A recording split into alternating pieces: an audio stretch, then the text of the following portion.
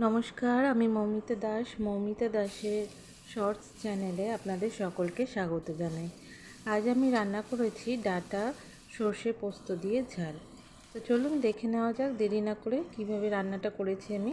প্রথমেই তেলে কালো জিরে ফোড়ন দিয়ে পেঁয়াজ কুচি আর কাঁচা লঙ্কা দিয়ে আমি ভেজে নিয়েছি। তারপর দিয়ে দিয়েছি আমি নুন, হলুদ আর একটু লঙ্কা গুঁড়ো দিয়ে ভেজে নেওয়ার পর বেটে রেখেছিলাম টমেটোটা দিয়ে মশলাটা একটু কষিয়ে নিয়ে দিয়ে দিয়েছি সজনে ডাঁটাগুলো।